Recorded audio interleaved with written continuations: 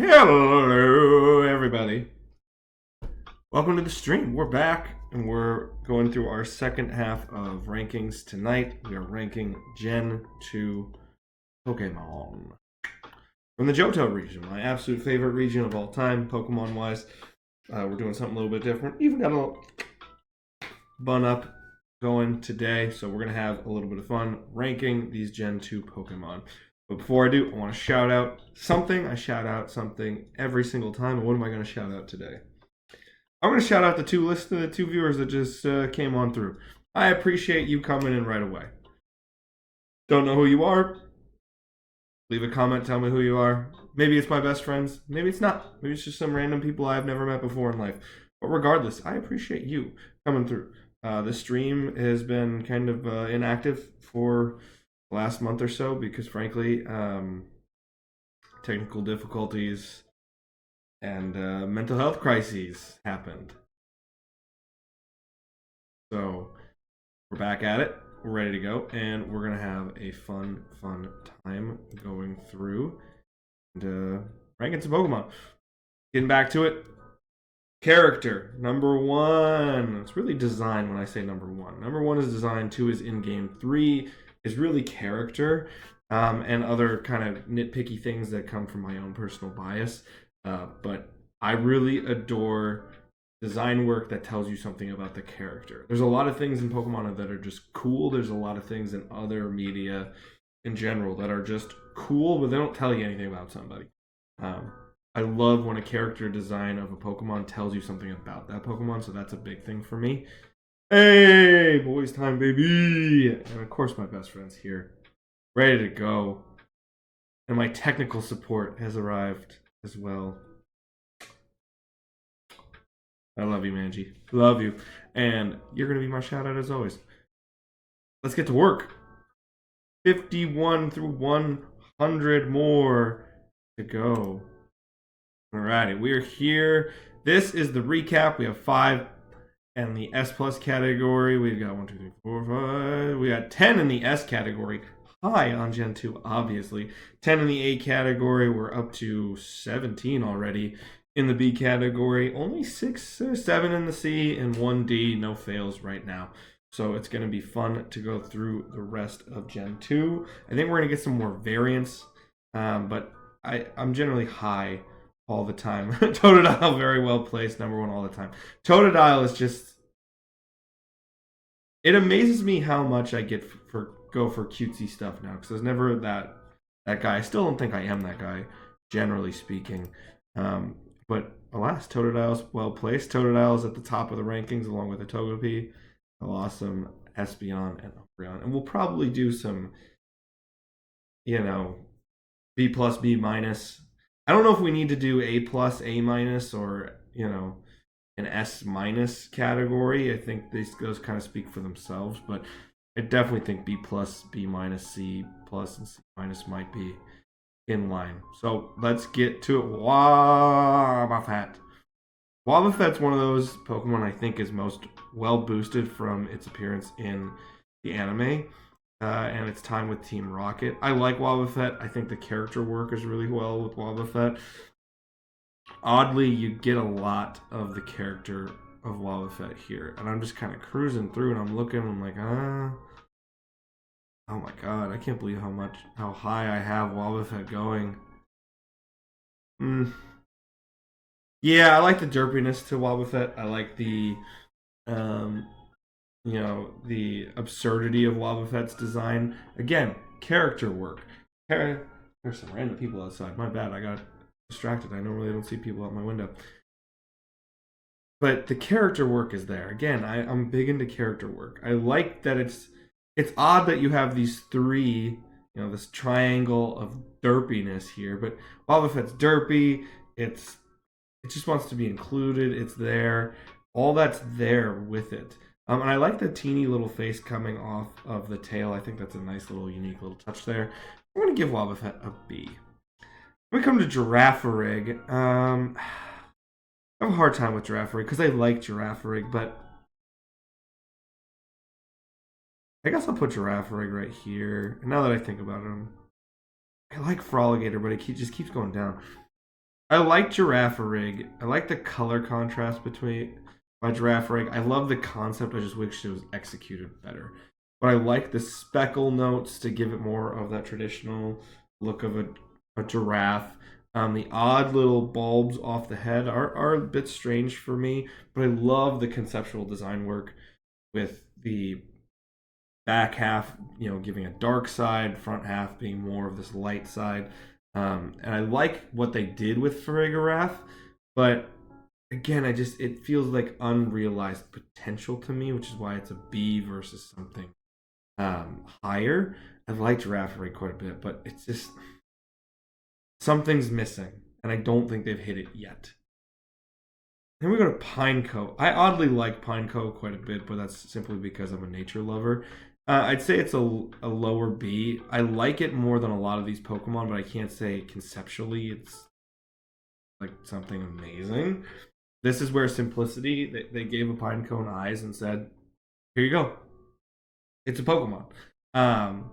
It either works for you, it doesn't. This is what posed purely personal bias. I like the smokier blue-green tone to it. I'll give it that more foresty vibe.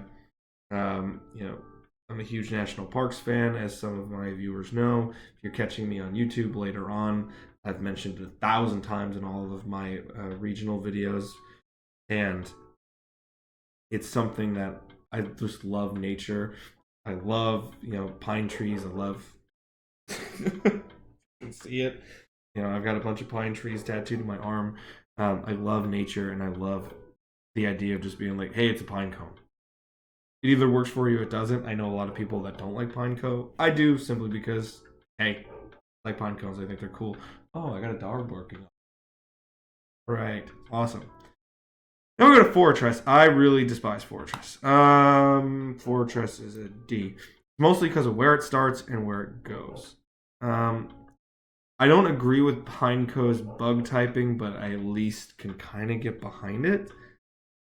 Fortress I don't like because it loses all its identity of nature basis, and it goes towards this like weird clamshell style design. It looks like it should almost be like an offshoot Shelder kind of evolution, where it was almost like if it got like a metal coat or something, it would become this like fortress of defense. I could almost get behind that more, but as a Pineco evolution, Pineco's already not a super strong Pokemon or super strong design. And then to get Fortress, just weird. It doesn't make sense. The oddly, slightly pinkish hue of the rock, even though it's clearly gray, is strange. The red interior, I guess, is supposed to give off a danger vibe. I don't see that. Just, I don't know. It doesn't have a lot of character. There's a lot of things it could be. Evolution to a pine cone, not there for it. So that's what I'll say. Hey man, Pineco, no bueno on the evolution to Fortress. So Fortress is a D.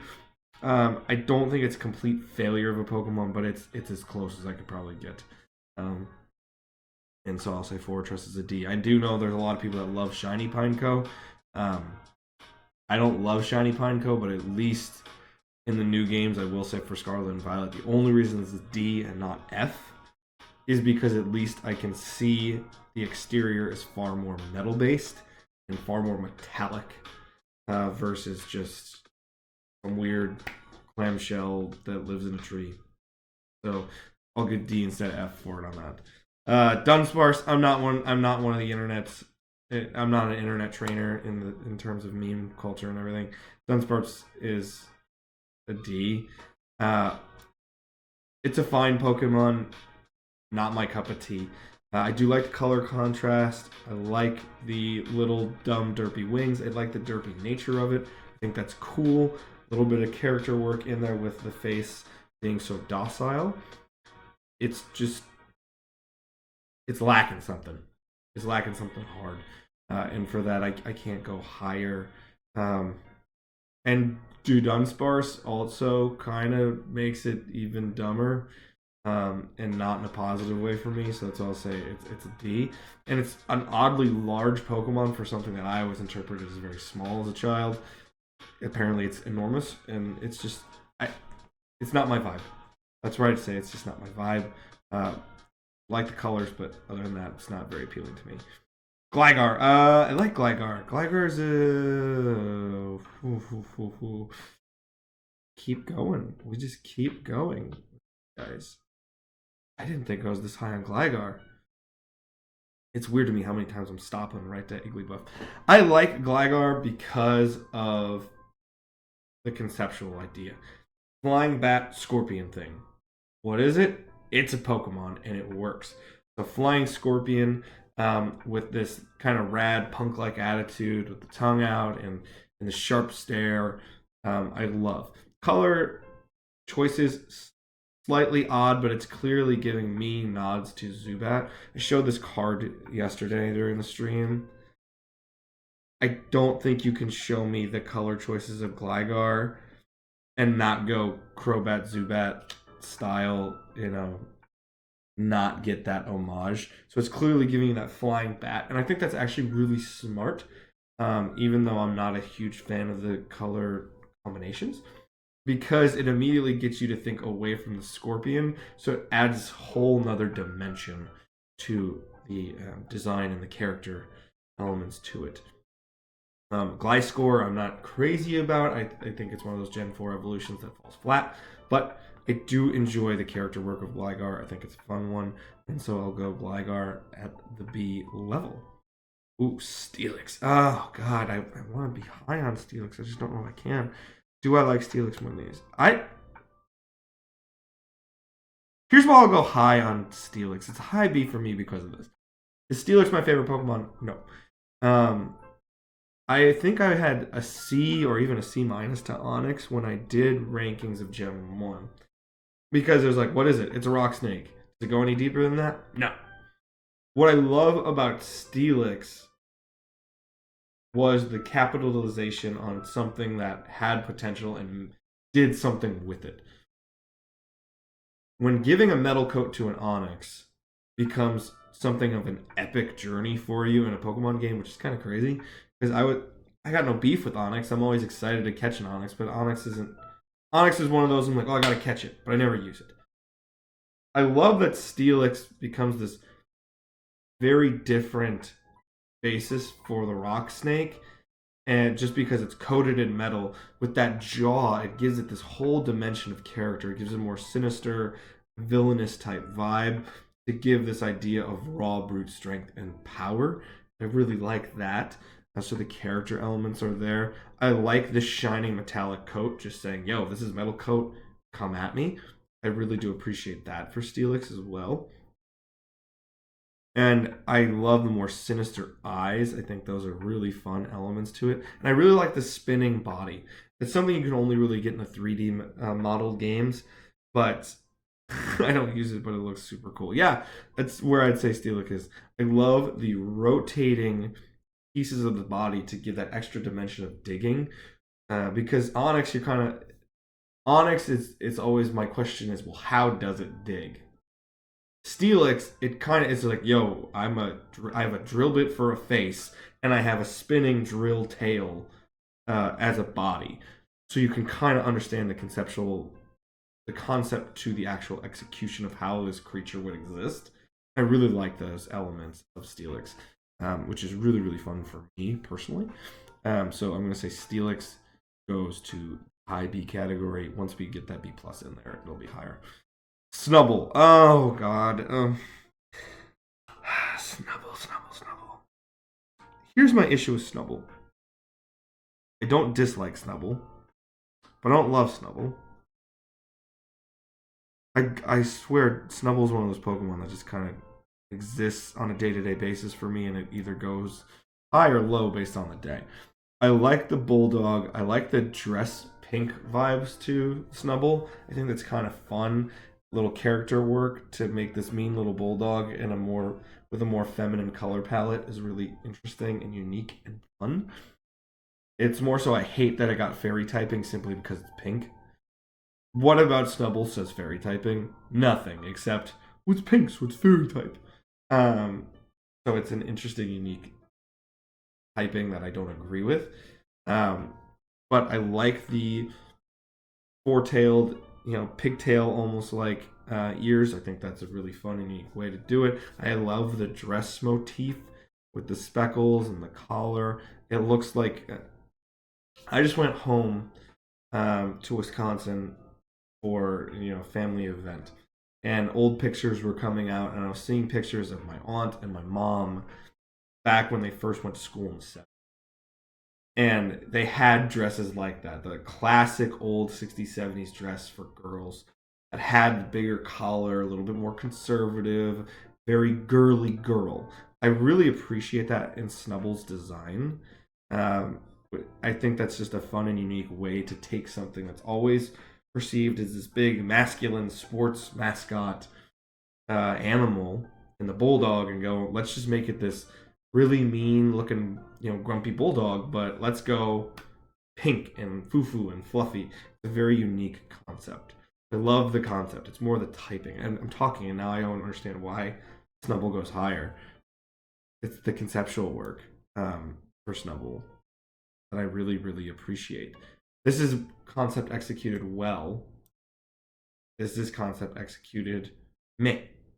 I like the conceptual work put into Snubble. I think that's really fun. Granbull. Granbull's a C. I got no beef with Granbull.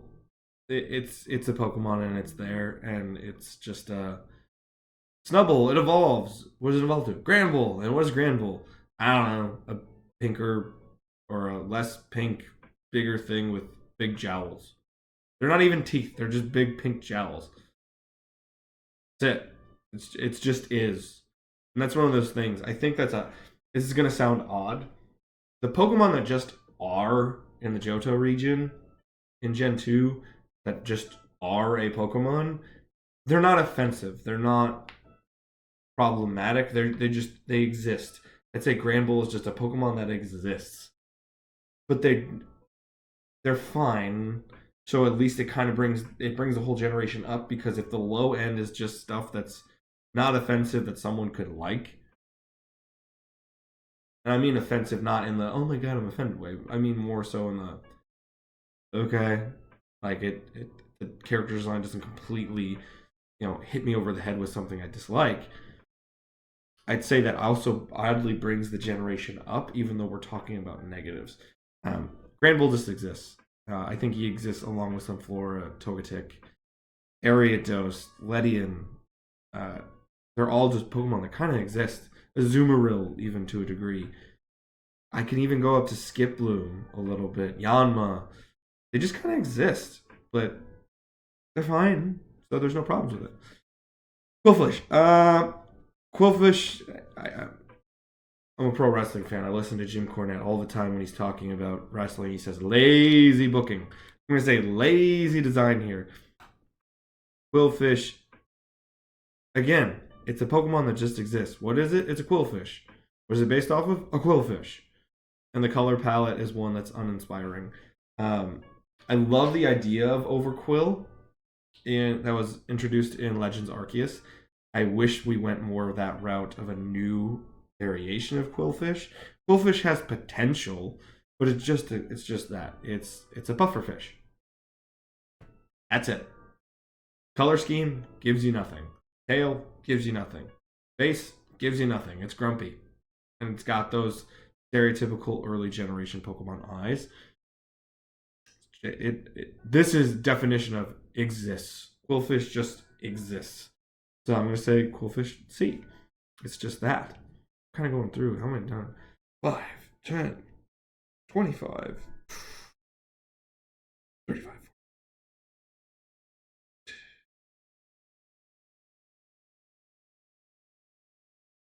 Oh, wow. 60 Pokemon. Okay, we're going to do 10 more. So that means we're going to go 1, 2, 3, 4, 5, 6.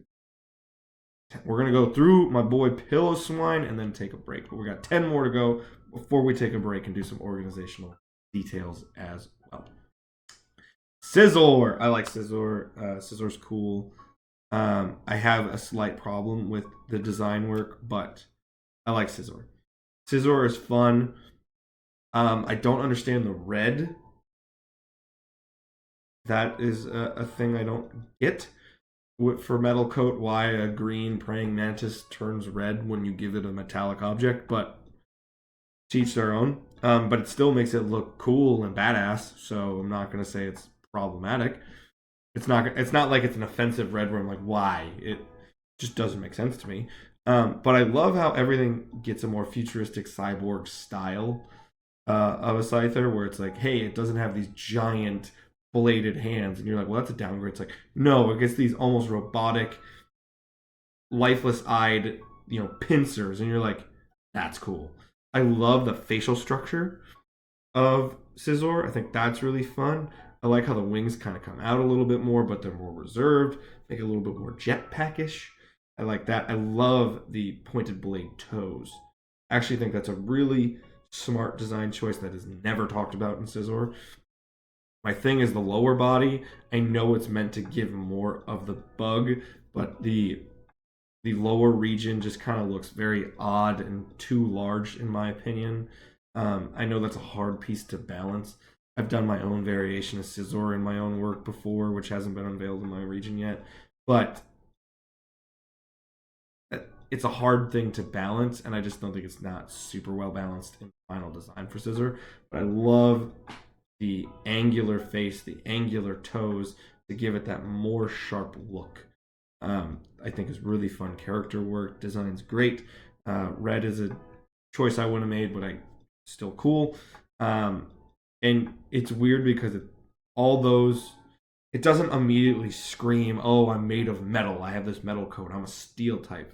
But all the choices that I mentioned with the characters, with those bladed toes, with those, somewhat angular pincers, the very angular face, all give off metal and steel type, and you buy it. That I think is really cool. That's why I have Scizor high as a B. Alrighty, Shuckle. Back to Quillfish territory. Shuckle's a D. I'm looking here.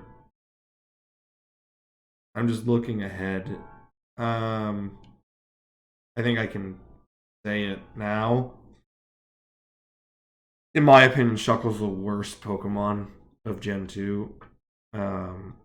It just is. Here's why I hate Shuckle. I think hate's a very strong word. It's hard for me to hate any Pokemon. I guess if you really break it down, I probably don't hate every Pokemon, but if I'm going to use the term hate for a Pokemon, Shuckle's going to get it. I hate the typing. Makes no sense. Don't like the design. Makes no sense with what it's going for. It's a bug type, so why does it have like a turtle-like shell with weird wiglet style arms and legs and a head with no I'm gonna do it. I think Shuckle's a failure. That's hard for me to say, but I think it's a failure. I think it's an F category. There's potential there, but it's ruined by this. Looks like, I've said this before, I work with children. Shuckle reminds me of, I've had many times kids that are really, really interested in art. And I finally get them to sit down and make a piece of art. And we're looking at time and they're putting their time in. The shell has detail. It has things I like. There's enough there to go, there's potential here.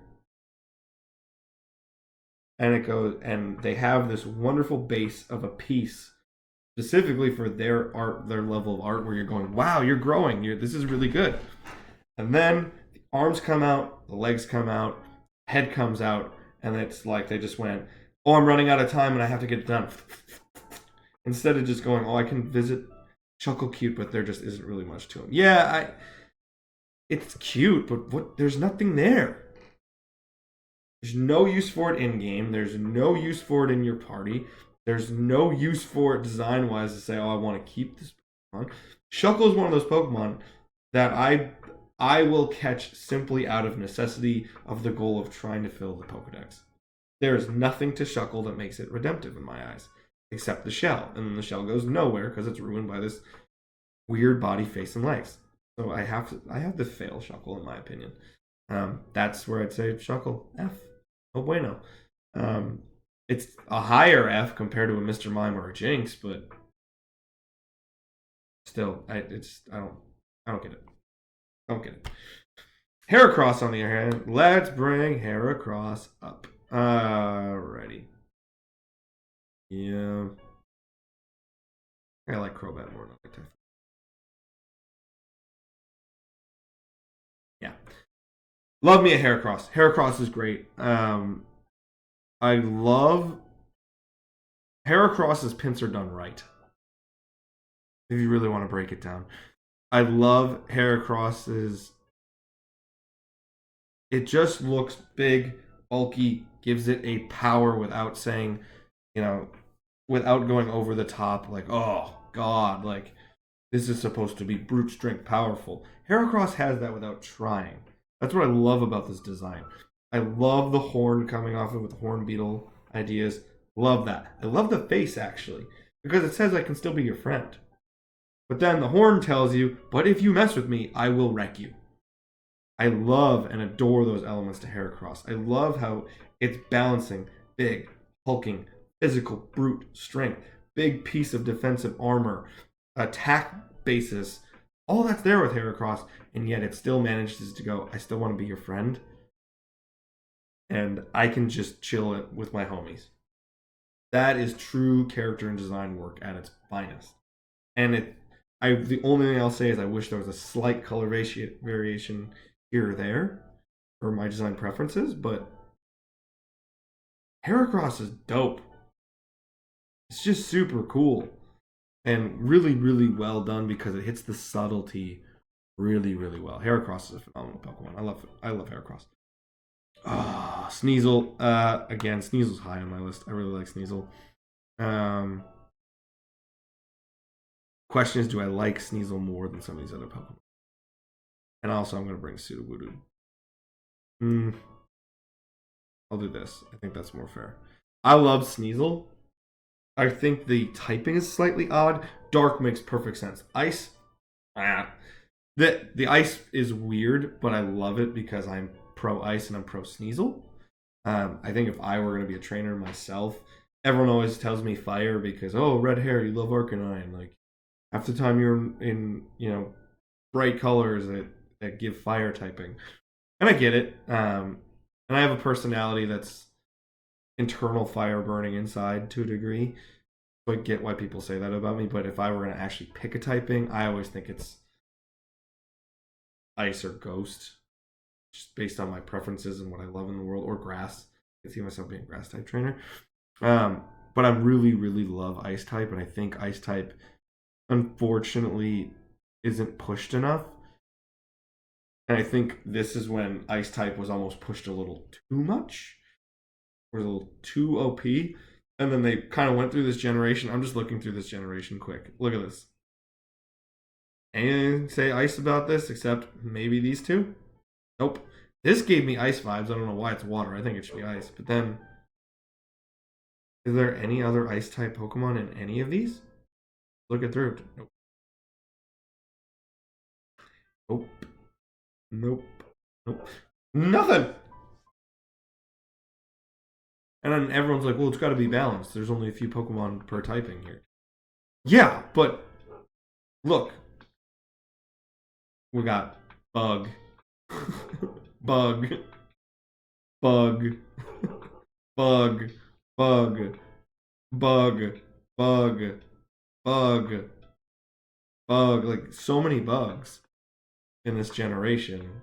And then ice typing gets 3 Pokemon. It makes no sense. But Sneasel's cool. I love Sneasel. Somehow this design gives off speed without really making it look super speedy. That I really appreciate. And I think that's a really smart choice to get towards the in-game stats. Really like that. I do like the color variation. I like the pinkish reds here. It's not a full pink, but there's red there. I like the color contrast there. I think that's really fun. I love the claws to it. It looks like a devilish character. It looks like a character that has mischief to it, that has some menace to it, but it's not, it's still friendly enough that you're like, yeah, I want that on my team. So I love Sneasel. Sneasel's fun. And yes, it's brought up by the fact that I adore Weavile. I think Weavile is a phenomenal Pokemon as well. So we got Sneasel up at the A category. Alrighty, Teddiursa. Teddiursa's here because it's cute and I love bears. I don't have anything else in this. It's just this is a teddy bear done right.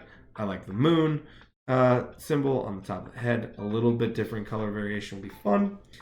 But I'm not going to lie to you. Teddiursa is here because of the bias that I have for it, not because it's strongest. But I'm honest. Bias is bias. I love Teddiursa. I think Teddiursa is an adorable, friendly Pokemon. Teddiursa has starter vibes to me. I really think it has starter vibes to me. And I appreciate that, and I'm just prone to loving bears. You know, I love the wilderness. One of my things I'd love to see in the wild is a bear. My brother, ironically, you know, he lived in New Hampshire for 5 years of his life. He lived in northern Wisconsin where he can have a chance to see bears. He's never seen a bear in the wild. His one goal in life is to see a bear in the wild. I'm right behind him, but I'm not as obsessed with it. But I really have an affection for bears and wildlife, and I think Teddiursa is a really well done version of the classic teddy bear, and it's a teddy bear Pokemon. It's great. Interesting on starter vibes. I think interesting on starter vibes. Here's why I think it has starter vibes. I think Mareep from this generation has huge starter vibes. I think that's more starter vibes than anything. Here's why I like Teddiursa. I like the idea of Teddiursa being so closely associated with a teddy bear, and then it has the growth to become this huge, overbearing bear Pokemon that could be super powerful to showcase the growth elements in a starter Pokemon that you need. Which I think is all throughout all of Gen 2 starters, all of Gen 1 starters. They really give you those vibes. Like you're taken from a journey of kid to teen to adult through the Typhlosion line. Same thing with the Chikorita line. Same thing with the Totodile vibe. I think that's really, really important. I think the potential is there for Teddiursa. I just don't think it's executed fully through the line. But I think all those elements are really, really there with Teddiursa. That's why I'd say starter vibes to me with the Teddiursa there. Same thing, Ursaluna. I love Ursaluna. Ursaluna is one of the few Pokemon you can find on a Victory Road that I was dead set I had to have. Again, it's personal bias. Is it a super well designed Pokemon? No, it's not. It's a bear. It's a bear. It either works for it or it doesn't. It's kind of the Pineco vibe again. It's kind of the maybe a little bit of Snubbull. The Furret and the Sentret line. They're all there. Quagsire even has this a little. They are what they are. You either like it or you don't. Some people think Ursaluna is incredibly lazy and they don't like it for it. That I understand. I might really get it. I love the subtlety in Ursaring. I think Ursaring's great. I keep calling it Ursaluna. My apologies. I do love Ursaluna though. I like Ursaring a lot. I love the shoulder padded feathering. I think that's a really smart, nice touch because it gives it more of a humanistic element, which is needed in such a straightforward bear motif.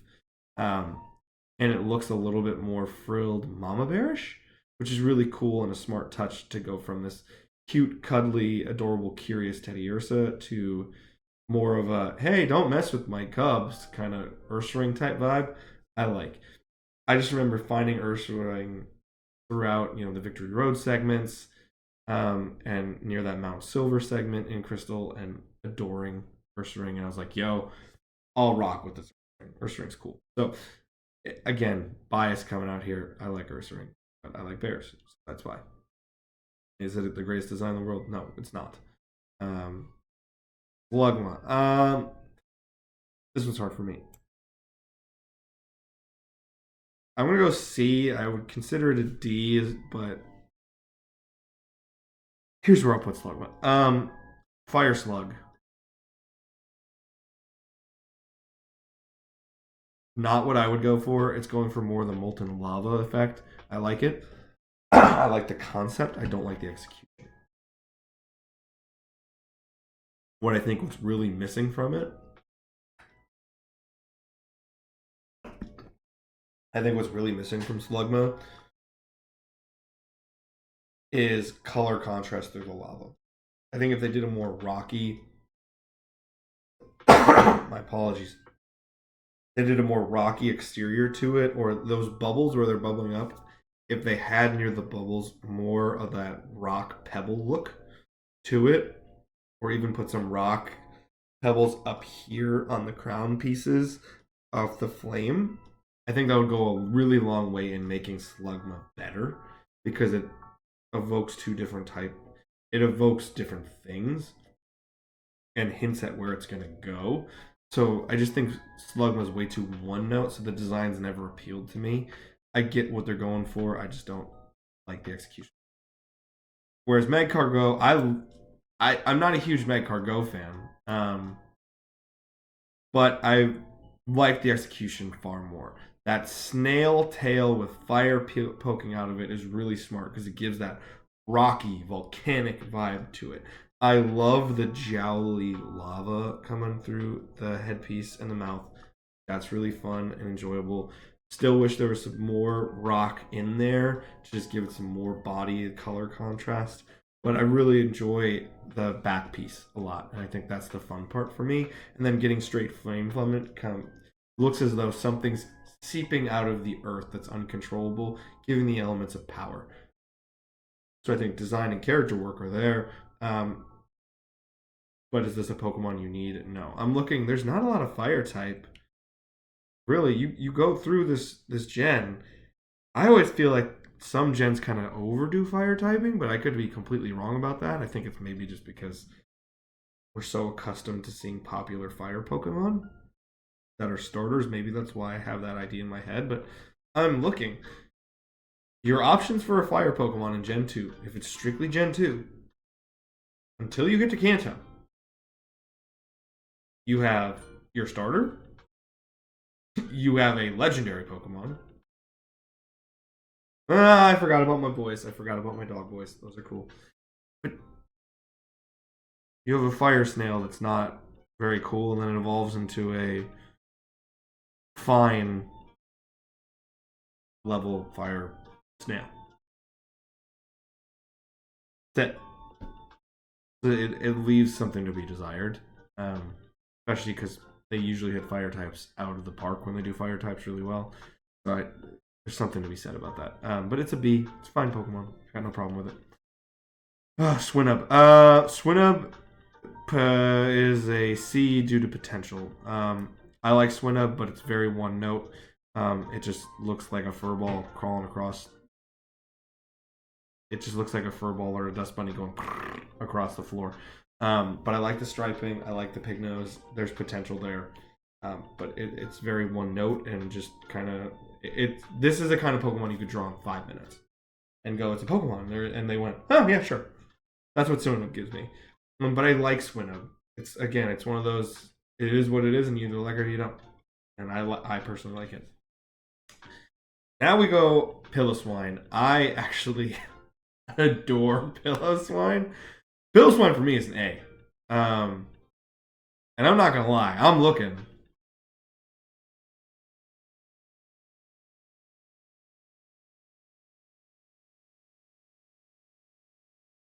Yeah.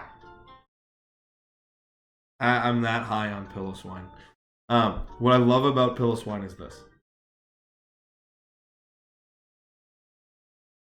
It, again, is one of those Gen 2 early Pokemon of it is what it is. What is it? It's a woolly mammoth. But is it? Four-head swine, yeah. I adore its oblong shape.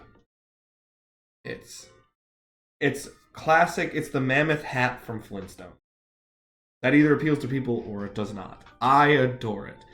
What I love is how they took something as simple as that Swinub, or Swinub, I should say, with striping, and they just said, what if we got rid of the striping?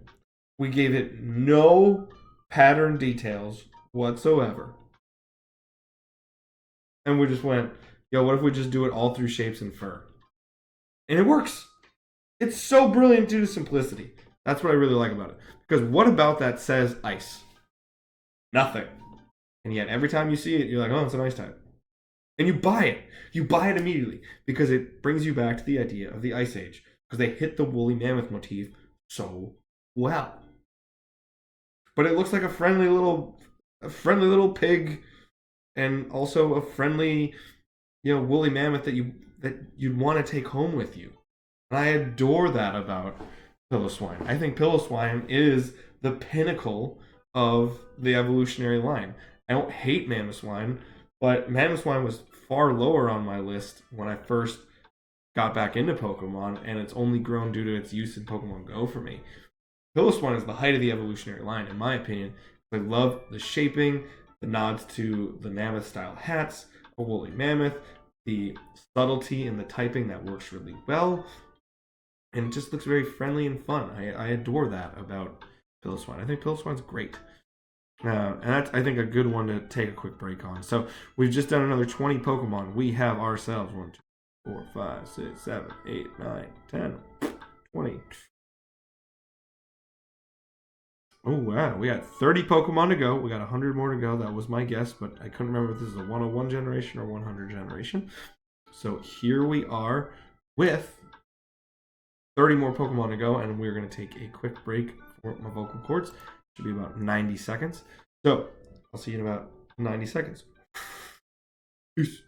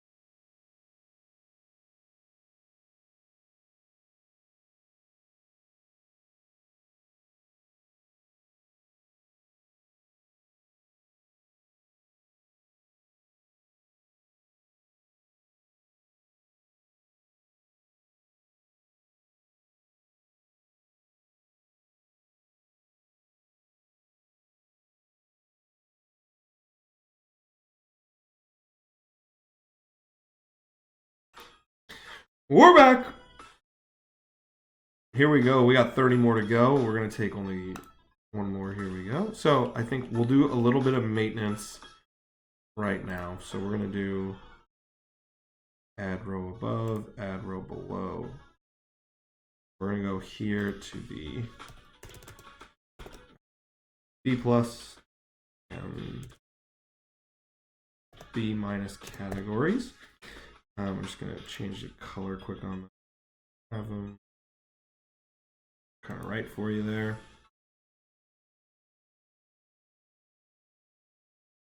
I'm going to switch this up to a different. Okay, so we're good on all of that. So I'm going to just do a quick little bit of maintenance here. Steelix B plus. There we go. I'm looking at the rest. Who deserves a B plus?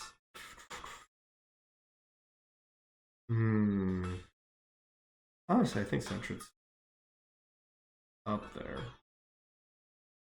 I'm looking who's B minus here. Pineco, Mag Cargo. Honestly, I might take. Sorry to do maintenance right in front of you guys. Oh boy! Oh boy! Oh boy! Oh boy! Oh boy! Oh boy! Let's do this. I'm gonna give an A minus category as well. Row above, row below. Let's do an A plus and an A minus because apparently I'm just obsessed with Gen 2. Oops, sorry.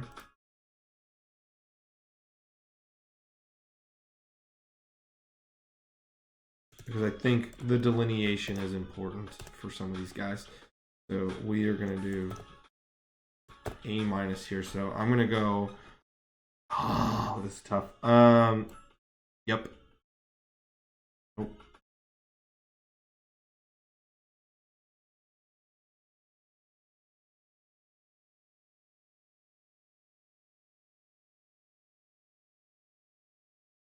And then I think this is where it's a little bit more fair. And here, their scale. It's gonna drive me crazy, but I don't want to do the entire scale, so I'm just gonna let it be as is. I think this is a good way to go, because the RB category is gonna be no matter what we do. I'm looking more design elements, trying to be fair. I think we'll go up here with these guys.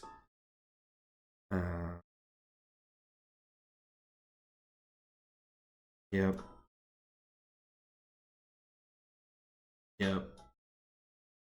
Yep. This seems more logical to me.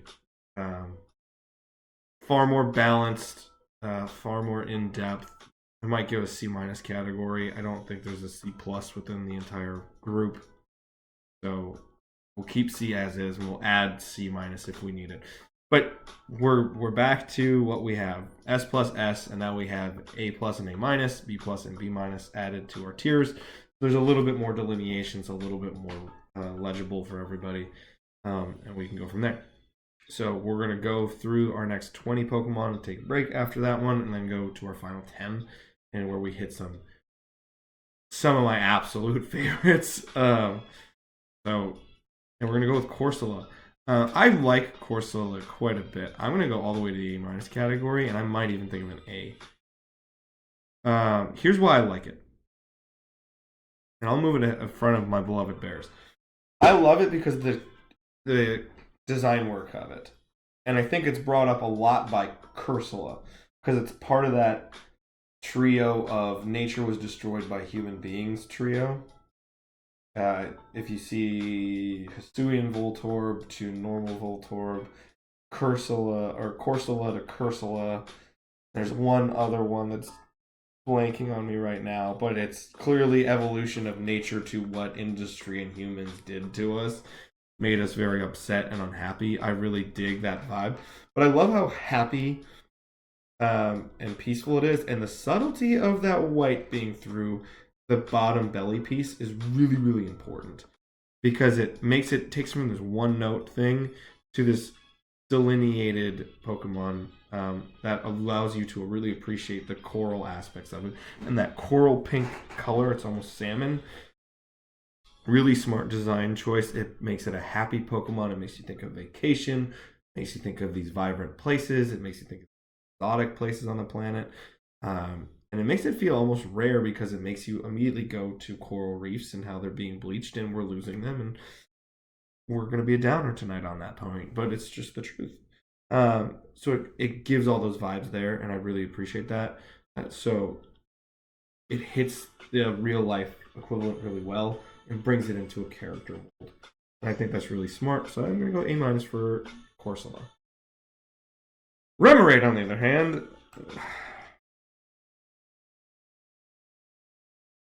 Remoraid is. Do I have anything more to say? No, Remoraid is. See, just is what it is. I don't hate it. It's not special. What it is. Octillery. I'm gonna go B minus on Octillery. I didn't think I was gonna be that low on Octillery. I like Octillery. Octillery seemed special to me at one time, but it's one of those Pokemon. I view Octillery kind of like the Onix, one of like the Onix style Pokemon of Gen 2. In that, when you first see Onix, you're like, oh, that's cool and that's special. And then it kind of starts, as we gain more Pokemon, they go by the wayside. And they're not as special anymore. Octillery, because it was an octopus and because it had a different color scheme than anything, to a degree, even though it's right next to something that has the exact same color scheme, so it's not nearly as unique as I thought it was as a child. It was one of those Pokemon you're like, oh, I gotta get it. And then you get it and you're like, what do I do with it? Because they're superior water Pokemon in this game, as evidenced by our number one Pokemon. There are other Pokemon that have something different and special to them. Octillery is just not special. I wish there was more color variation. I wish it wasn't bulbs of yellow and it actually looked like tentacles. I think it could give a lot more character depth to Octillery. I like Octillery, but there's not much to it. So I gotta say B- to Octillery. Delibird.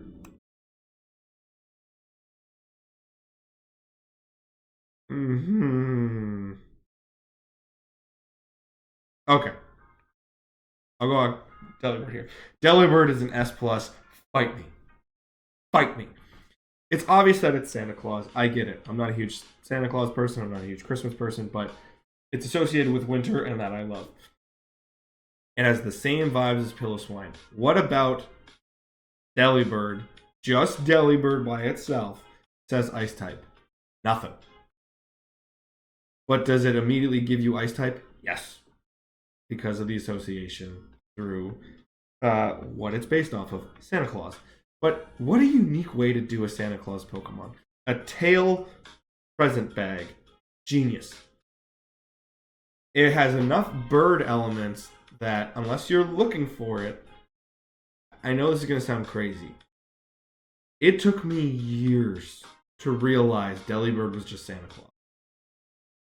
I wouldn't be shocked if someone watching this stream or watching the videos afterwards on YouTube, or wherever you find this, I wouldn't be shocked if me saying it was Santa Claus, someone went, oh my god, you're right, that is Santa Claus.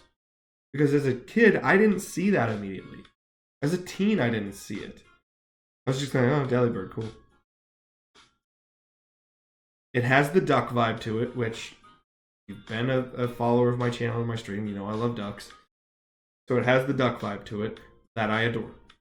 Am I more even biased now because one of my favorite personal designs from my region is a regional Delibird? Yes, 1000%. I'm more biased on that. But I love the subtlety in the fact that the pronged facial features off the top with the beak and the crazy Looney Tune-esque eyes take enough attention away from the chest piece, and the chest piece is done so feathery, so well done, that you don't immediately go, it's Santa and only Santa, which is really smart design choices. I love that about it, but it's still soft, appealing, and a healer bird just wants to help you in a frozen tundra or frozen mountain landscape. I love that character element. What a smart in-game choice. S+, Delibird is perfection. I love Delibird. Delibird's great. And then we go back to... It is what it is, and I hate that phrase. Mantine just is. It just is. I'm looking, and actually I'm just going to do it. I'm going to pull Yanma down to C. I'm shocked I did that. I just don't think I like Yanma. So there should be a regional Delibird based off of Krampus. Ooh, why would you tell me that? Now all I want to do is draw that, Angelo. Oh. This is one of those times I love the fact that you're my friend. But I'm like, your ideas sometimes just spur me to want to do something immediately, and I'm like, it's too inconvenient but it's genius, and I want to do it so hard. I would love to make a Krampus Delibird. That'd be really fun. Especially in some Tim Burton-esque crazy way. That'd be really fun. Back to Mantine. Mantine just is. I'm pulling it all the way down. Screw it. It is. Just is. What is it? Manta Ray. Manta Rays can be way cooler. Is this one? No. I like that it's a flying type and the subtlety of the wings. That's kind of cool. But the most interesting fact is it has Remoraid swimming underneath it. That's it. Otherwise, what by Mantine by itself, what about it is special? Nothing. Also, going back, Remoraid to Octillery. Really weird and, in my opinion, stupid evolutionary chain. Don't get that at all. That's dumb. All three of these I like as, they're Pokemon. That's it. And I like the ocean vibe to it. But other than that, nothing special about really any of them. Alright, Skarmory. Skarmory, this is definition of the Onyx paradox that I brought up before. I like Skarmory, and Skarmory was really special as a kid playing Pokemon. Because like, whoa, it's this intimidating steel bird. That's amazing. I need a steel type. Steel type is brand new. And as a kid with the no definition, just spike wings, that's awesome. And as we do our usual weekly plug of Pokemon Adventures, the manga series, I got that effect again reading it, reading the manga and seeing Skarmory and going, oh, that's why Skarmory's cool. But if you told a 12-year-old, draw a metal bird, that is what Skarmory would do. And most of the time, I think that's genius. This time, I think it's just too on the nose, and the color contrast of the red here doesn't quite make sense. It's supposed to make it feel more intimidating. It's kind of not. I'm looking now. I guess we'll pull it up to just a straight B, but it's like one of those. It's on 83 or 84. Is it a B minus or is it a B? That's what I say Skarmory is. It's definitely something that we're like, hey, we're doing this new type. We need a Pokemon. Do a Steel Bird. That's really cool. But that's it. It is. It just is. And again, it hits that Johto. It is. It just exists, and that is what Skarmory is. So I wish I could say more about Skarmory that I liked. Now we're to some of my favorites. Houndour. Love Houndour. Put Houndour right up here. I love Houndour. Houndour, again, gives off great vibes. Because you know that Houndour is not to be messed with, and yet it still gives puppy vibes that you want to be its friend. I love Houndour. And without having to be this over-the-top, fire basis of a Pokemon, kind of like Quilava or Cyndaquil, that's such obviously fire typing, it's so abundantly clear that there's a menace and an intimidation factor with the bone structure off the spine, the skull-like mask on the top of the head, but the dark is obvious. The dark typing is obvious with the color scheme and the design choices. But that orange underbelly and that orange snout give it fire type all the way, and it makes perfect sense. Perfect sense. I love it. B plus Houndour. Great. And then we go to my boy, Satan's dog. I love Houndoom. Houndoom's great. Houndoom's an S. It's just a devil dog. That's all it is. But a dog with ram-like horns to give it more of that devilish hell dog, hellspawn vibe. Amazing. Skeletal structure, skeletal collar, subtle. It's subtle, but it's their skull alien-like head vibe. Chest piece as a necklace. Genius. The chain-like wrappings around the ankles. Genius. The pronged forked tail. Genius. Everything about it. That's one of those, it is on the nose. If you said, show me an evil dog, and you gave someone Houndoom, they'd be like, that's an evil dog. But he's just a good boy too. Fire's there, dark's there. Houndoom. Love Houndoom. Houndoom's great. Then we go to Kingdra, and Kingdra again. I'm going to do this right away.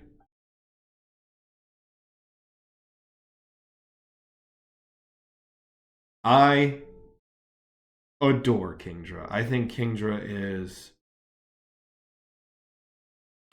exactly what you want in an evolutionary line to finish as. I have a Horsey card literally right in front of me, because I still need to put away my cards.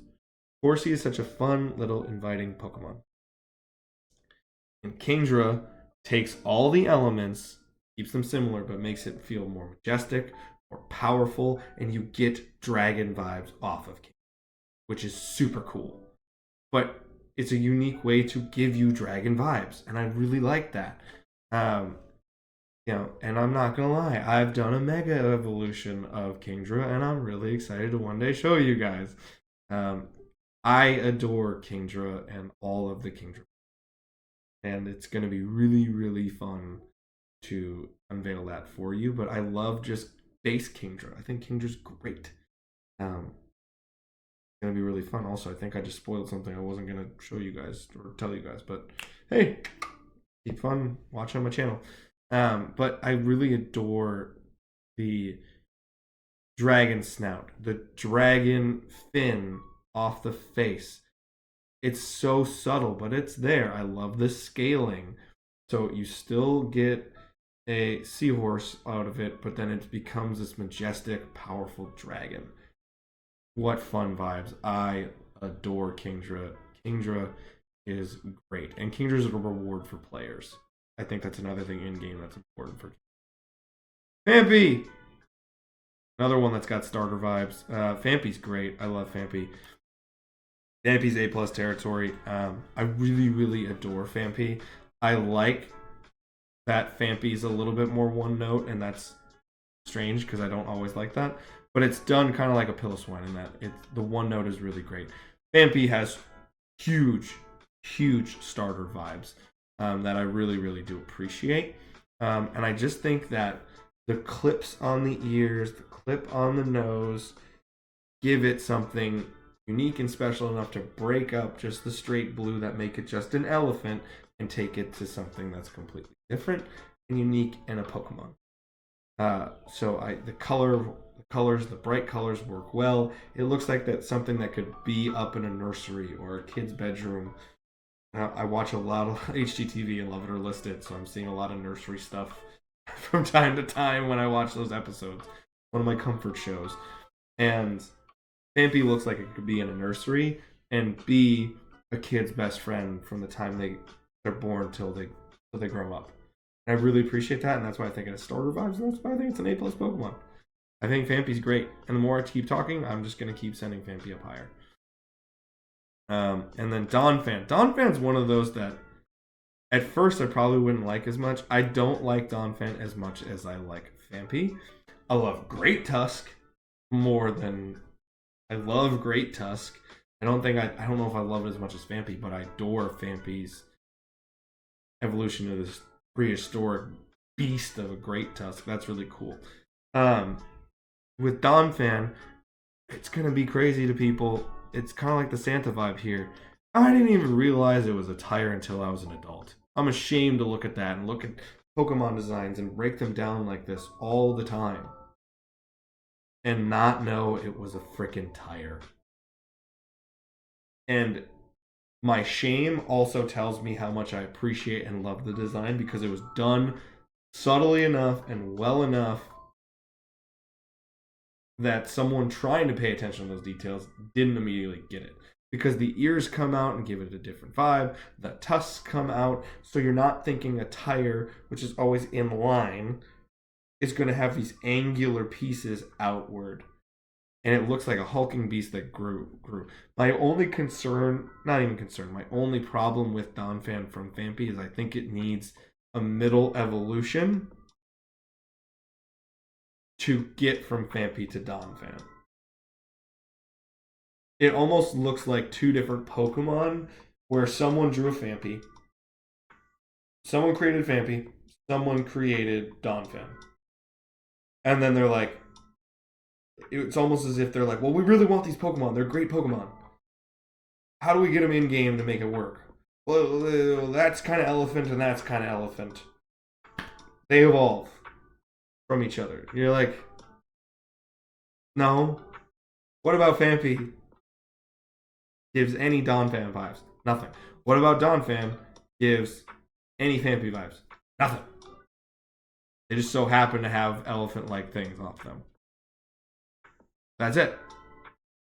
But otherwise, I love the design work and I love the color scheme of Donphan. It gives it that more brooding, powerful vibe. I think that's fun. So Donphan's an A. I like Donphan a lot. Porygon 2. Alrighty. Here's where I'm at. It's kind of the Skarmory vibes again. I like Porygon 2 more than I like Marill, more than I like Skarmory. Love the concept. Love the idea of the polygonal, very prism-like edges of a Porygon going to this very rounded, weird little duck. That's fun. But there's nothing more to that. I don't have a lot to say about Porygon 2 because it doesn't give enough to say. I love where the character goes from that, but the design with the character, very fun, showing the evolution of computers and the evolution of computer graphics and all these things through a Pokemon. Very smart, very fun, very subtle way to say, hey, we're paying attention. I like that. But there's nothing more to it. It's just, again, it is. So I'll say B for Porygon 2 because I like it. Stantler, this is bias coming out, and I'm telling you that right now. I love Stantler. I really wanted a Stantler in game. Here's why I want it. Here's my thing. Again, I'm from the Midwest. One of the state animals of the state of Wisconsin, clearly love, is a white-tailed deer. And it's such a huge part of the culture that I grew up in. But the reason I like the Pokemon, beyond just the fact of my obvious bias of where I grew up and what I love and things that I like, is I think this is where the positivity I have for some of these Pokemon that just are, and going back to the original point I made that even the lower tier Pokemon of Gen 2 bring it up, is it fills the world to make it feel more real and to make it more engaging. I think that's the beauty of Gen 2 is if you look at Pokemon like Octillery, Mantine, Yanma, Granbull, Sunflora, even a Magcargo, Pinecone, Sunkern, they do something, Furret, Sentret, even a Politoed, a Spinarak, Girafarig. These are Pokemon that, are they most people's favorite Pokemon? No, they're not. Ladybug has this. Apom has this. Teddiursa even has this. They just exist as those things and as a Pokemon version of the animal they were created off of, or the object being whatever it is that it was based off of. But that makes the world of Pokemon feel far more tangible. I think that's why I like Stantler so much. It allowed me, because white-tailed deer and deer are such a prevalent part of the culture of the Midwest, specifically of Wisconsin, in the upper north, the northern Midwest, that it allowed me to make Pokemon feel real. And I love the slight facial feature that is created by the pronged horns of Stantler, so it looks like it almost has two faces, to me this intimidation factor, to keep trainers, keep other Pokemon away from it. I really like that, but then everything else is rounded and tells you to, engage with it, be one with it. It allows the Pokemon world to feel real. And I think that's why Stantler, even though it's such a basic Pokemon, I adore and I think is really, really a really important Pokemon. Much like the other ones I just listed, where even if you don't love the Pokemon, it makes it feel more real. It makes it feel more welcoming. It makes it feel more tangible. And that's why I think I love Stantler so much, so many of these Pokemon, as much as I do. So Stantler, great. Love Stantler. All right, Smeargle. I really love the concept of Smeargle. I've grown to like Smeargle more because of the conceptual work. I'll say Smeargle's a B because of this. It loses some of the dog-like features, and I'm a big dog fan. But I love the painterly tail. I love the beret, even though it's dumb. It's fun. I like Smeargle as this mischievous graffiti-esque painter that also has some flair and style to him. I think that's so Smeargle. I really, really do enjoy the conceptual work. And it was one of those, that's again the Onyx paradox of super cool. You needed to have it. But then once you got it, you're like, what the hell do I do with this thing? It just was. But I think that's really fun and enjoyable with Smeargle.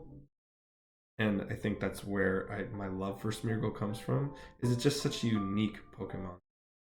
But actually, you know, I'm going to take it up to the B+. I don't like it as much as some of these other Pokemon. Maybe I do. I don't know. I have to really, really dig into that a little bit more. But the unique concept design is enough for me to pull it up because it's executed well enough that I'm like, yeah, that's cool. And I really enjoy it because it gave it a derpy vibe, which allows it to have this ridiculous beret head. And you're like, yeah, it works. So I'll go B+ for Smeargle. I think Smeargle's cool. All right, Tyrogue. I like Tyrogue, another one of the babies. I think baby Pokemon was a genius idea. I'm going to go B on Tyrogue. I like Tyrogue more than probably these. Here's what I like about Tyrogue. I keep looking at Wooper and bring it down, but I'm not sure. I love Tyrogue because Tyrogue immediately looks like a kid trying to have a fight and trying to grow up into something that it wants to be, which is perfect for Hitmonchan, Hitmonlee, and then Hitmontop. Gives the elements of growth through work and gives the elements of growth through aspiring to be something. Tyrogue has all of that, and I think that's really important for not only the themes of Pokemon, but the character design. It's all there. I think Tyrogue's great, so I'm going to give Tyrogue a B. And then Hitmontop, I will give a B to it as well. I don't like the color variation much. Color scheme's a little weird, but I love the unique idea of this like break-dancing fighter. Really fun. What's weird is Hitmontop's one of those Pokemon that I saw in Pokemon Go. I was like, oh, it's a wrestler? Weird. Never realized that because being a Hitmontop and having such a unique fighting style was something I thought was really unique and cool. And then you're like, oh, it's a wrestler, but then he spins on his head. It's like, that makes no sense, but whatever. And as someone who wrestled in high school a little bit and had the misfortune of doing it, I at least appreciate some of the elements it takes, the hard work elements of Tyrogue that I said. That it's a unique enough Pokemon that I like it as a B, but I don't think it's higher than that.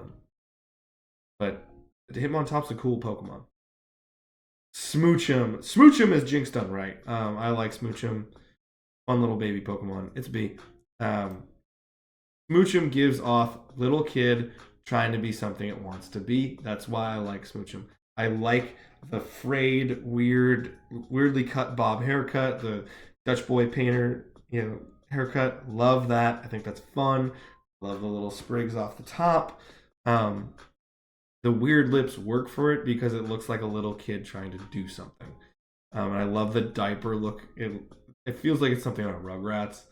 That's why I say it gives B, because it gives baby vibes. It gives little kid trying to be something it wants to be. And that's really cool. I like that. Elekid. Ooh, Elekid's great. I love Elekid. Elekid, I'm going to go all the way up to the A- category. No, I'm going to go all the way to the A category. I love Elekid a lot. I think I love it even more than Pichu. More than I like Hoppip, more than I like Natu. Sneasel. More than I like Explosion. More than I like Sudowoodo.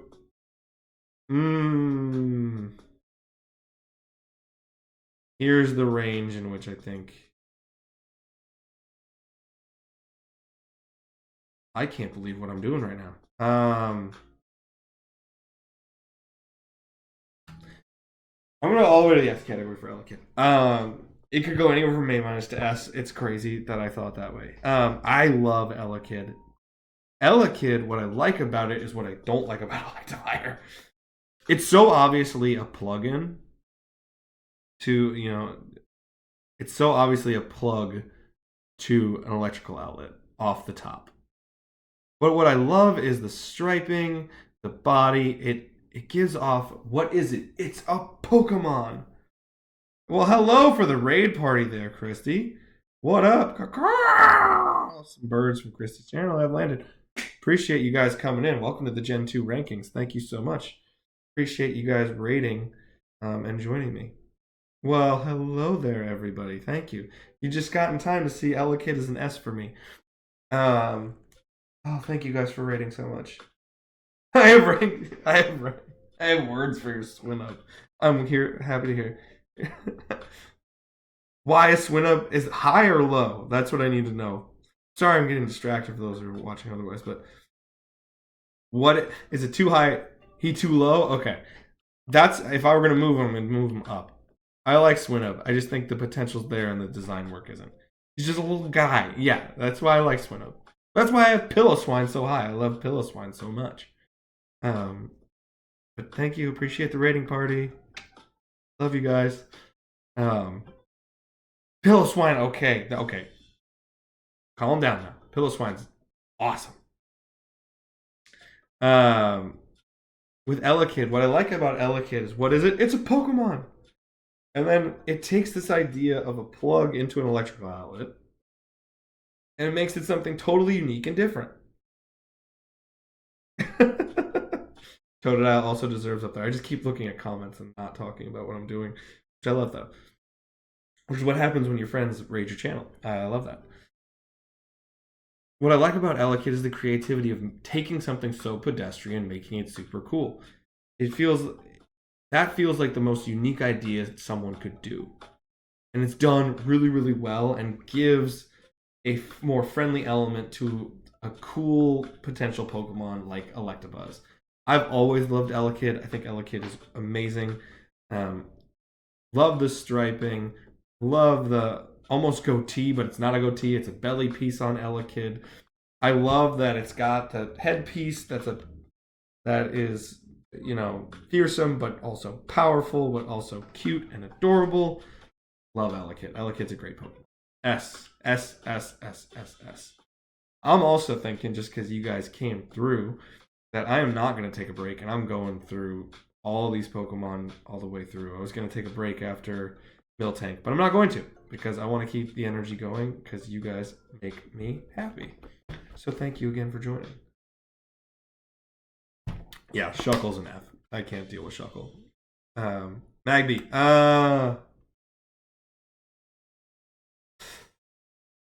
I don't really need a break. He was just trying to break it up for content purposes and also just my own sanity. But my sanity's gone anyway, so it's fine.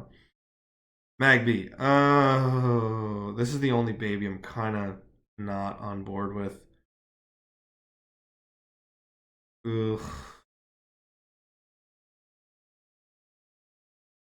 Magby's cute. I get how it gets to Magmar. That's obvious. But I don't like its head. Makes no sense. With a shower cap style head. Makes no sense. For a fire Pokemon. And it's I get it. It's like, oh, it's a baby Kappa. But it's just what. And I like Magby the most out of the three. I hate Magmortar. Magmortar is a creepy clown out of The Simpsons. Magmar has a Simpsons like butt head on it. I don't like that. Magby is at least just like a cute little guy, but it's just that is what it is. It's a pink fire guy. So I'd say that's why I got Magby at a C. Magby can join Shuckle. Maybe. I don't hate Magby. I don't dislike Magby like I dislike Shuckle. Miltank. On the other hand, Miltank's S plus. Your bum Shuckle is an F tier? Well, we'll talk about it again, man. Yes.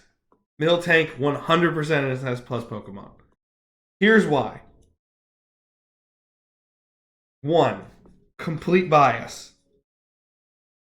I'm from the Dairy State, guys, and I love the fact that they made a weird cow Pokemon. Is it too weird sometimes? 1000%. But here's why I like it. It takes the pedestrian elements of a dairy cow and makes it the most impossible challenge of any Pokemon game possible. That's what I adore about it. It takes one of the most pedestrian, basic animals needed for life in general, and makes it this amazingly fierce Pokemon. That's what I like about it. But it's still fun. It's still enjoyable. It's still playful. It's still friendly. I remember my mom one year. She told me that for one year for the state fair and the county fair, she raised a cow. Not like Miltank because every fusion is cursed beyond belief. Yeah, that makes sense. But I like that it's just a happy cow because happy cows come from Wisconsin, by the way. But not California. Bunch of liars. But I remember even my mom told me like she raised a cow for the county and state fair. Like it's just inbred in our minds and our culture from the those of us from the Midwest, specifically from the state of Wisconsin, because we're too obsessed with dairy. I'll give everyone that. But I love that it's just a happy cow, and it has a logical implementation, even though I don't like the logical implementation of moo moo milk is this you know this milk is a reviving element um in game is really fun and makes perfect sense. You always hear as a kid, oh, you gotta drink milk, get strong bones. It makes sense that you'd have this healing element from a milk from a Pokemon. That's smart. But then to give it rollout and to have that cruel mistress known as Whitney just wreck your entire team with rollout with one cow is possibly the greatest joke ever made in all Pokemon games ever. Whitney's Miltank is the single greatest Pokemon of all time. Bar none, case closed. And I'm talking fiercest, hardest battle Pokemon ever. I have rarely ever lost a battle in my entire time as a Pokemon trainer, as a Pokemon player. Ever. And I got destroyed for hour after hour after hour by that godforsaken Miltank that Whitney has. That's it. I love the idea. Happy Cow loves to just be your friend, loves to heal your Pokemon, but also, if you enter its field, it will destroy you again and again and again and again and again. Love that. It's so cool. It's so smart. Miltank is S plus. Fight me on it if you don't like it. Love S plus Miltank. Miltank's great. And here we are. We're down to our final 10 here, my friends. I'm just looking through comments. I like how I said the Whitney's Miltank and everyone goes, yeah, Miltank's up there. I appreciate that, my friends. It shows me I've done a good enough case. It shows me I could do a podcast and actually convince people of doing something. Blissey. I'm not a Chansey fan, but Blissy's so weirdly odd and fun that I like Blissey up here. I'll go Blissey at B plus. Plus, its shiny makes blueberry milk. Very interesting. Never thought about that. Never thought about that with Miltank. I got Blissey at a B plus. Blissey is extra in a good way. I don't think Chansey has enough to it. And that's why I don't generally like Chansey.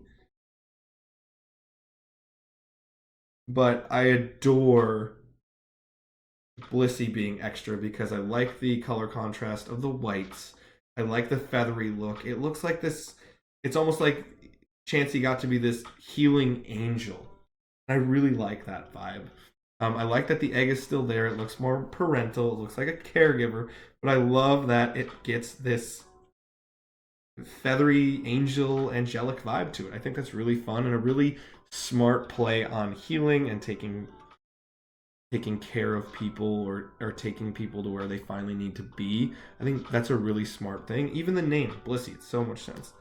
Gotta look for dinner, but we'll be back if you're still on later. I'm going to be finishing this Gen 2 list, and that'll be done. But if you're still here, I would love that, and enjoy your meal. I have not enjoyed my meal tonight, but enjoy your meal. But I adore Blissey. I think Blissey's really fun. And now we get to our final 10. 1, 2, 4, 5. Here we go. Oh, God, I'm on my final 10. What am I talking about? Well, let's see. But we're in the different categories here. What happened to my meal? My meal is I haven't had it yet. I just need to have it. But I came home from work and I wanted to start streaming, so I did it. So I didn't get lost in my HGTV taking care of my mental health habit right now. I'm also just not hungry because I have a weird schedule due to summer camp right now. But I will eat as soon as the stream is over. I have 9 Pokemon. I can do this. Raikou. Raikou. Raikou, where do you go? Where do you go?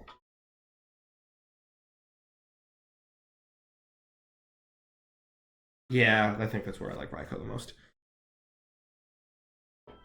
I adore Raikou because it is a savage. Raikou was definitely one of my favorites as a kid.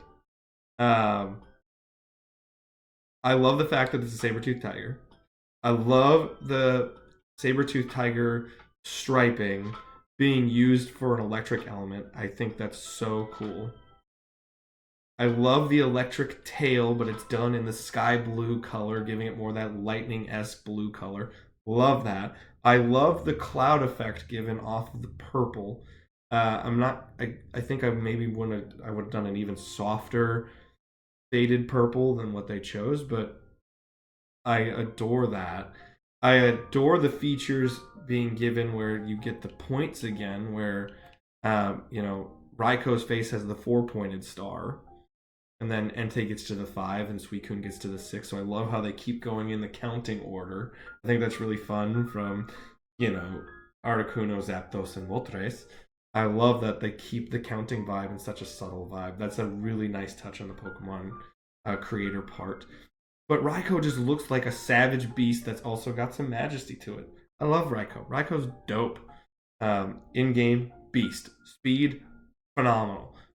Love that about Raikou. I like Pokemon with speed, because I still play like a kid.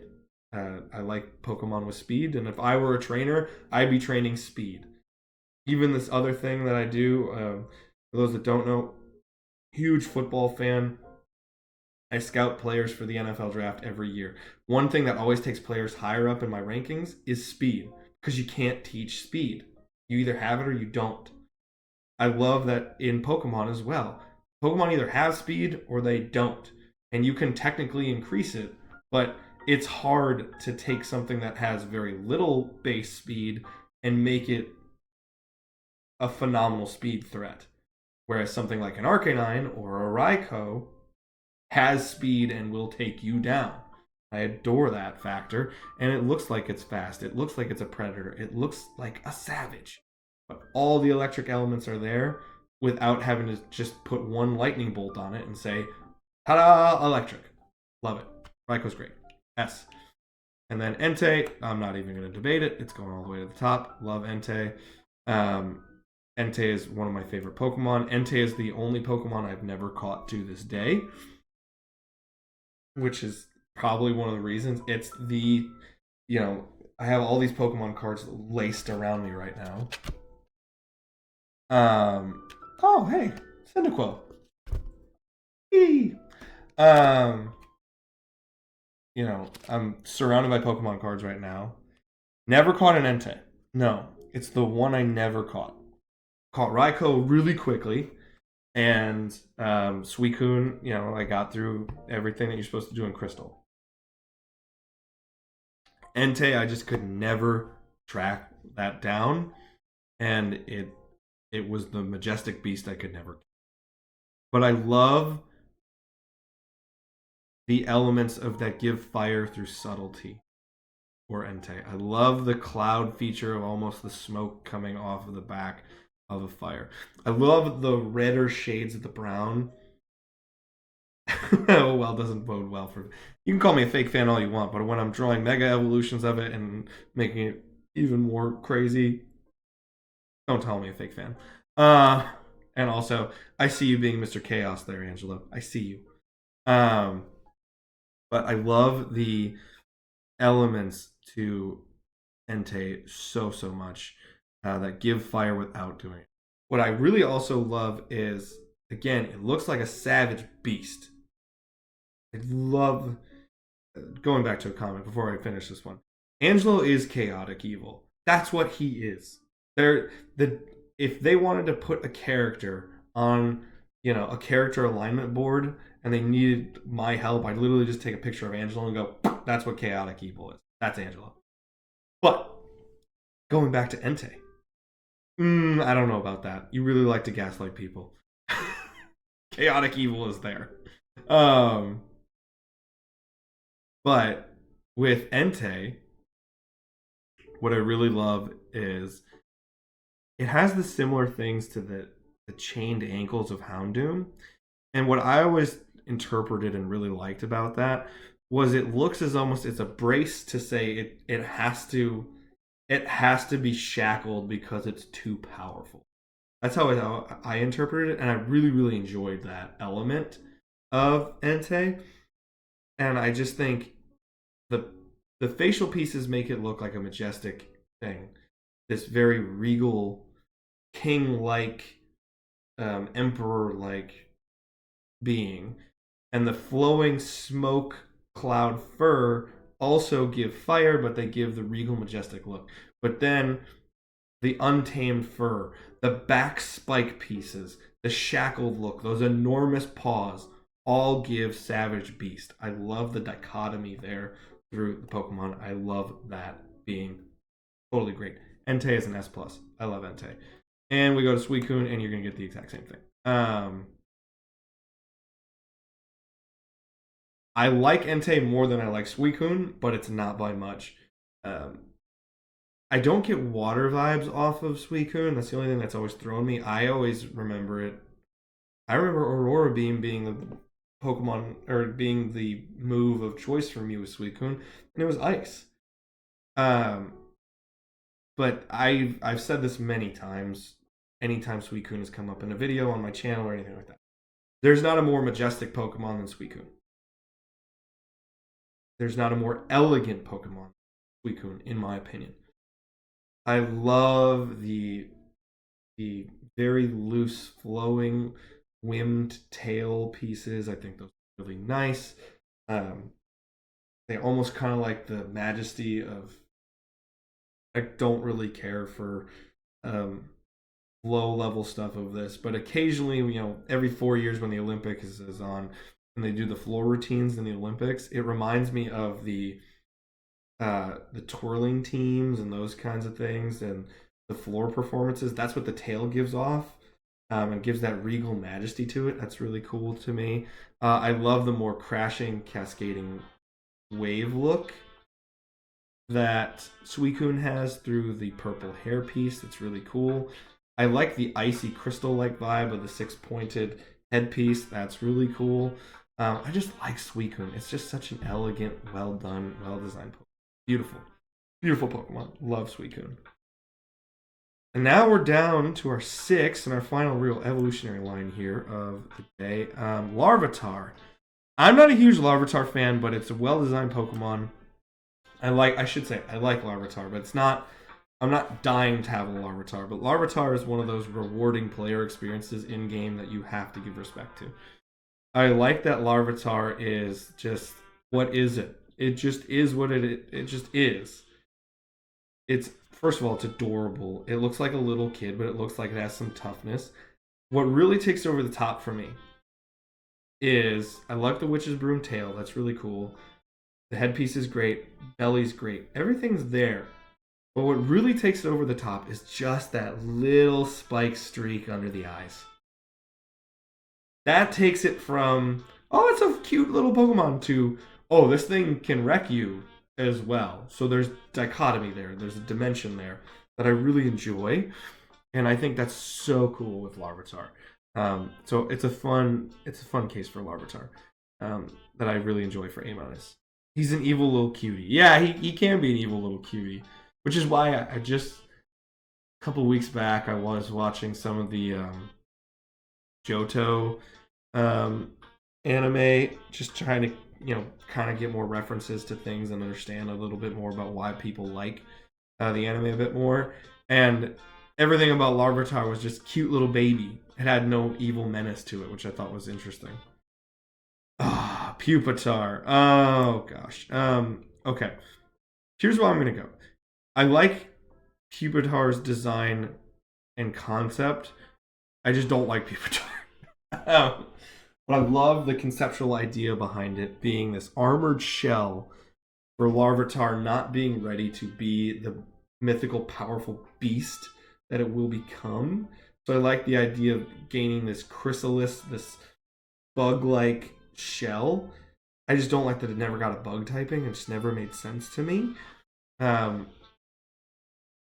But this Pupitar looks like Metapod's punk cousin. I think that's the best way to describe Pupitar. It's Metapod's punk cousin, but it has no bug typing, which drives me insane. But I love all the spikes coming off it. It still makes it look like this mean little savage, even though it's just a shell of a Pokemon. But I don't like how much of a departure it is from the evolutionary line. So that's why I'd say that Pupitar is a B, but I like the conceptual work. Hunk cousin, yeah, hunk cousin. You could say hunk cousin too, but I'd say it's a punk. I'm always punk here, as much as I like to think I am. But that's where I'd go with that. Then we go Tyranitar, which is just Godzilla pretty much. Which I love Godzilla. I'm gonna go B plus. I'll put it there.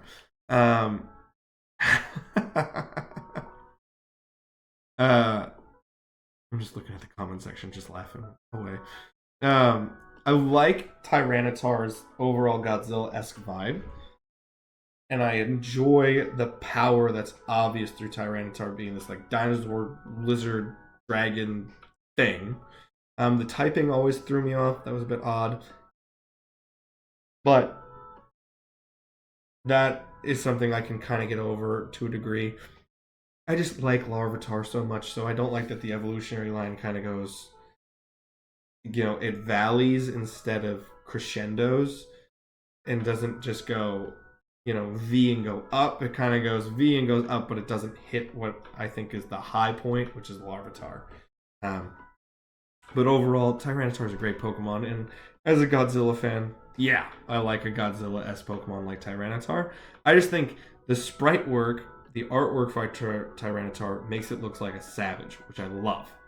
And then when you get in game, especially with the newer games, Tyranitar just looks friendly half the time, and I'm like, no, you're a savage. Be a savage. And that's where it loses something for me. And we were down to 3. Anybody who knows me knows I love Gen 2, and this is why. I think Lugia is one of the best designed Pokemon of all time. Really do, because I love the creativity of Lugia. The typing is the only thing I don't like about Lugia. But the lore kind of justifies that, and I get it. It's just not a typing I would pick for it with the psychic type. Lugia looks majestic. It looks powerful. It looks savage. It looks regal. There are so many descriptors for what Lugia is, and it's another beautiful execution of what is it? It's Pokemon. That's what Lugia is. It's a Pokemon. And I adore that about Lugia. And I love the feathered wings are giant, grasping, powerful hands. Such a unique idea that's so obvious in some ways, and no one ever does it. I love that about Lugia. It gives it this whole extra thing. But the face makes it look powerful and regal and majestic and this whole thing. And once again, I got the cards right here to prove it. But at the same time, the color palette makes it look soft and inviting enough that you're like, I want Lugia to be my friend. How can you have a savage beast also be this regal emperor over the legendary birds, but also you want it to be your friend? The logic of that design work, all interweaving together, is insane to me. It's the kind of Pokemon that you just, if you designed it, you have to be proud because it's just so smart. I love Lugia. I think Lugia is so. Also, the lore on Lugia is amazing. I love the in-game description of Lugia is so powerful that one flap of its wings could create a hurricane for 40 days and 40 nights. That's awesome, which is why it dives into the ocean. It knows, it shows the care, that it cares about the world. Latias or Latias. That's just a weird. That's where the anime loses me, man. It loses me. But I love the idea of Lugia swimming in the ocean and, just awaiting its time to awake once again, to be what it needs to be, because it cares about the world so much, because it knows how powerful it is and knows it can't be beat. Lugia is almost like a Marvel character, really. It's just like, oh, it's real now? Okay, I got this. I love Lugia. Lugia is so cool. And same deal. Ho-Oh is right there with it. Ho-Oh's S+. Love Ho-Oh. Ho-Oh is one of those Pokemon that I've always loved, but I've started to love Ho-Oh even more. I like Ho-Oh, I think, more than I even like Lugia. But I think Lugia's design is better, because it's a little bit more on the nose. But I love the witch's broom-like tail, giving it a wild theming. But I love the transitional wings. I love that. I love the regal piece, the headpiece. That's fun. I love the beak just being this weird, crazy thing. That's really fun. And Ho-Oh inherently looks like it has power, but it has majesty again. I just love Ho-Oh. The only thing that ever drives me crazy is it's the rainbow Pokemon, and it doesn't have the full set of the rainbow, which I understand its limitations of the time, but it's just one of those things that selfishly I really, really would love. I love Ho-Oh to death. Ho-Oh has so many elements that I love in Lugia that I just feel repetitive talking about it. So I'll say, but the same. Ho-Oh's a phenomenally designed Pokemon, and that's insane. Insane how well done this is. And finally, we go to Celebi. Here's the thing. I don't love Celebi, but Celebi, I think, has to be put up in this A+ category for conceptual work. Oh, I would love a redesign of Ho-Oh for the rainbow colors. Hey, Ace, I got something coming your way soon. I'll leave it at that. But I'll just leave it at that. Getting back to Celebi, I love the conceptual idea of time being layered, and then going with an onion as the basis for this little time fairy, this little time travel fairy. That is genius. It looks like a cute little majestic Pokemon. It looks like a mythical Pokemon, which I think is really important. But I love the idea of the subtlety of the onion design is all there. But then when you really think about it, you peel the layers of an onion, there's more and more and more and more and more to it. And when you actually think of the idea and concept of time travel, there's so many depths and layers of logic and thinking to it that it's perfect for the idea of time travel. And I love that about Celebi. The concept work is it's such a high concept design that I really, really like about it. And then it's put into this very cute, the sprite imp fairy that is just perfect and hits Pokemon notes so well. And actually, I think conceptually, I just have to bring it up here. I really, really enjoy Celebi's conceptual work so much. And I'll bring it up to the S category. But think about that. I think that's one thing that's so underappreciated about Johto and Gen 2, unless you really start thinking about it. There are 6 legendary or mythical Pokemon from Gen 2. None of them got less than an S tier for me. That's insane. To think about the actual sheer number of... Look at the legendary duds from the rest of this franchise. Look at the Swords of Justice. Look at you know, the genies. Look at, oh god, I'm even thinking forward here. You know, like even though I like them, like even Zacian and Zamazenta specifically, kind of leaves something to be desired to a degree. Um, Gen 4, I don't think Palkia and Dialga are nearly as cool as Gen 2's legendaries. They're more powerful, but I don't think they're cooler. Giratina makes up for them precisely, but I also don't like Arceus that much either. Look at the quality design and the subtlety, but also just the obvious nature. The balance of design and concept and character work put into all 6 of those Pokemon. What a wonderful, wonderful group of legendary Pokemon. This gen has the very best legendaries. By far. Case closed. Done. Arceus is a derp to me, though, for sure. The only thing I like about Arceus is it's just this weird poet Shakespeare that's messing with you. Legends Arceus. I also just despise the idea of a god Pokemon. That's just stupid to me. But you're also talking to someone who doesn't really believe, so the appeal of Arceus for me, but I feel you though. Yeah, what a well-designed group, and that's where I think for those that joined me late on the stream, one thing I think is of this C and up to B tier, there's a lot of Pokemon that just are. Girafarig is just a giraffe that has some concept work. Spinarak is just a spider. You know, Porygon 2 is even just, it's a computer duck. Skarmory, it's a steel bird, but it's a bird. Stantler is just a deer. Apom is just a monkey to a degree.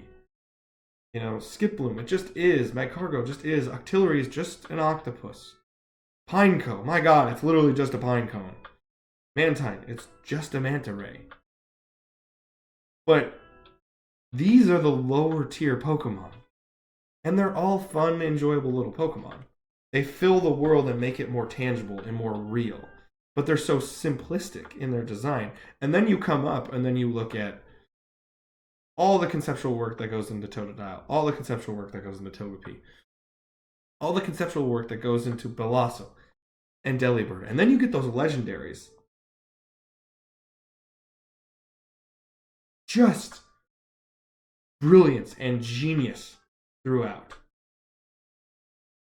That's the balance that makes people love this franchise and that makes people want to go back to the day that I still remember Christmas morning walking downstairs, and I knew by what that present was shaped like what was in that box. And I remember opening up Pokemon Silver and just going, this is everything I've ever wanted, and all I want to do is play this game.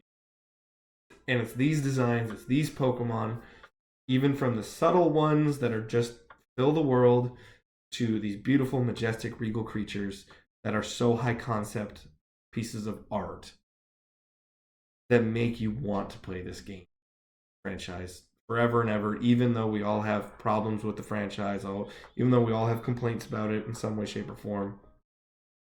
We always come back to it. It's because of Pokemon design. Because of Pokemon.